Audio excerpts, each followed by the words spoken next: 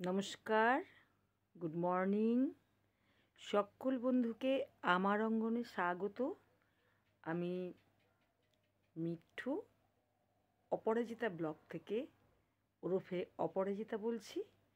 আজকে আমি নিয়ে এসেছি আপনাদের জন্যে একটা খুব সহজ এবং খুব দরকারি একটা ব্লগ।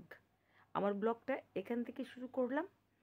আমি নিয়ে এসেছি সকল বন্ধুদের জন্যে যে শীতের কম্বল পরিষ্কার করা একটা খুব ঝকমারি কাণ্ড। তাই সেই কম্বল আমরা কিভাবে পরিষ্কার করতে পারি, তা যেহেতু জলে দিলে খুব ভারী হয় এবং খুব মোটা কম্বল, সেটাকে হ্যান্ডেল করা খুব কষ্টকর। লন্ড্রিতে প্রচুর টাকা ব্যয় হয়, কারণ একটা বাড়িতে একটা কম্বল থাকে না, অনেক কটাই থাকে, যার জন্যে আপনার ওখানে ব্যয়বহুল হয় ব্যাপারটা লন্ড্রিতে কাচানো। সেই জন্যে আমি আপনাদের জন্য একটা সহজ এবং খুব ইজি একটা পদ্ধতি নিয়ে এসেছি। যদি ভালো লাগে তাহলে সাবস্ক্রাইব করে সঙ্গে থাকবেন। আর পুরনো বন্ধুরাদের বলবো, যারা আমার চ্যানেলটাকে এগিয়ে নিয়ে যাচ্ছেন, একটা লাইক কমেন্ট দিয়ে আমাকে উৎসাহিত করবেন।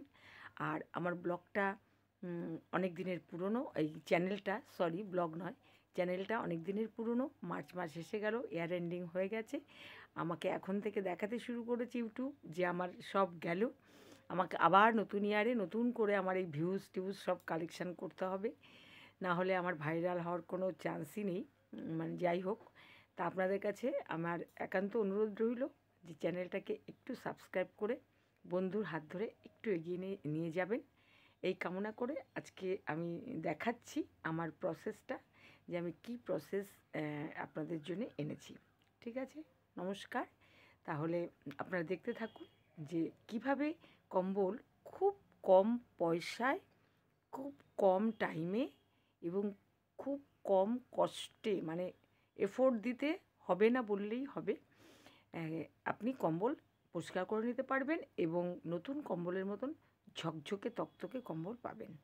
তাহলে আপনারা দেখতে থাকুন যে এটা কি সেই প্রসেস। নমস্কার।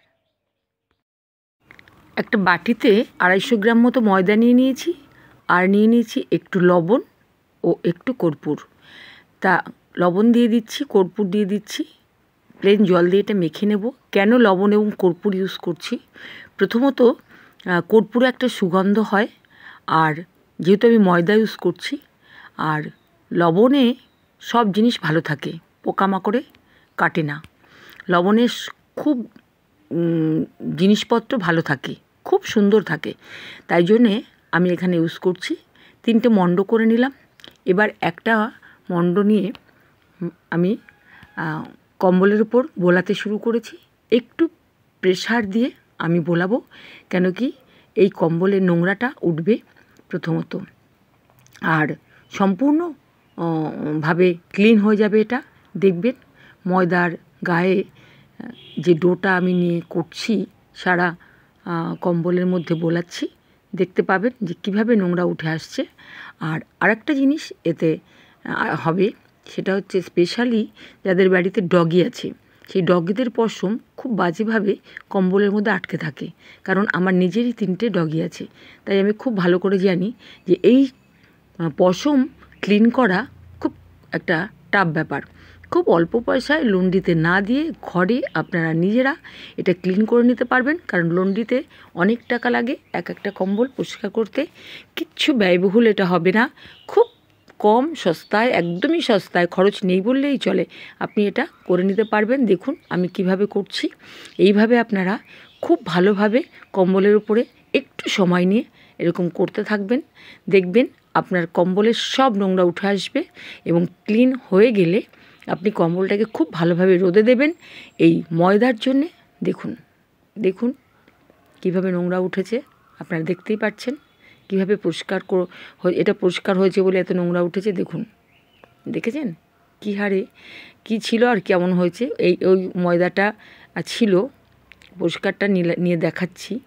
দেখুন পশম কীভাবে আটকে আছে। এইভাবে যদি ময়দাটাকে এইভাবে দেখেন না, তাহলে বুঝতে পারবেন। দেখুন এর কোনায় কোনায় যেমন নোংরা, সেরকম ডগিদের পশম আটকে আছে। 90% পশম আপনি এইভাবে ক্লিন করে নিতে পারবেন। কিন্তু দুটো একটা মোটা পশম এর মধ্যে গেঁথে থাকে, যেটা যেতে চায় না। সেটার জন্যেও আমি দেখিয়েছি একটা ব্রাশ ইউজ করতে। যে এই যে দেখুন, এটা আমি ডগিদের গায়ে যখন সাবান মাখাই, শ্যাম্পু মাখাই, তখন আমি এটা দিয়ে ক্লিন করি। তা এরকম একটা শ্যাম্পু, এরকম একটা ব্রাশ আপনারা যদি থাকে ইউজ করতে পারেন। আর নাহলে যে কোনো ব্রাশ ইউজ করতে পারেন, যেমন কোটের ব্রাশ, জুতোর ব্রাশ, এগুলো ইউজ করতে পারেন। এইভাবে আপনারা ইউজ করবেন, তাহলে ওই মোটা শক্ত পশমগুলো একদম ক্লিন হয়ে যাবে, ঝকঝকে তকতকে হয়ে যাবে আপনার কম্বল। খুব ভালো করে 2 দিন রোদে দেবেন, তারপর ন্যাপথলিন দিয়ে একদম পাট করে ভাঁজ করে বাক্সে রেখে দেবেন। নেক্সট ইয়ারে বের করে দেখবেন যে কম্বল মনে হবে লন্ড্রি থেকে আপনি ধোলাই করে রেখেছিলেন। এত সুন্দর ক্লিন হবে এবং রিভাইভের কাজ হবে ময়দার জন্যে, সুগন্ধ হবে কর্পূরের জন্যে, আর লবণ সুরক্ষিত রাখবে। কোনো পোকামাকড় এটা হবে না, আরশোলাও হবে না। এত সুন্দর এই পদ্ধতিটা, এত সুন্দর, আপনারা বন্ধুরা ইউজ করে দেখবেন, প্রত্যেকে ব্যবহার করবেন।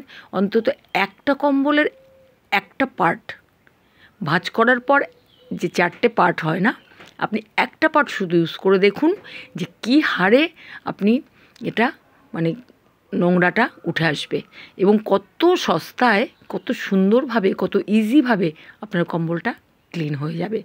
আপনি আমার কথারও শুনে শুধু নয়, আপনি নিজের চোখে নিজের হাতে একবার করে পরখ করে দেখুন, তাহলে আপনি বুঝতে পারবেন যে কতটা সুন্দর একটা প্রসেস আজকে আপনাদের জন্য আমি নিয়ে এসেছি। দেখুন বাটিতে করে আমি দেখাচ্ছি। যদি ভালো লাগে তাহলে নতুন বন্ধুদের বলবো সাবস্ক্রাইব করে সঙ্গে থাকবেন। প্লিজ বেল আইকনটা প্রেস করবেন এবং লাইক কমেন্ট শেয়ার করে সঙ্গে থাকবেন। কমেন্ট করলে খুব উৎসাহিত হব যে আমার প্রসেসটা বন্ধুদের ভালো লেগেছে। আর লাইক করবেন, অবশ্য করে লাইক করবেন। আমি সব বন্ধুদের কাছে রিকোয়েস্ট রইল যে আর সবাই বাড়িতে ব্যবহার করবেন। প্লিজ একবার হলো করে দেখবেন যে এই প্রসেসটা কতটা কার্যকরী। নমস্কার, আবার দেখা হবে।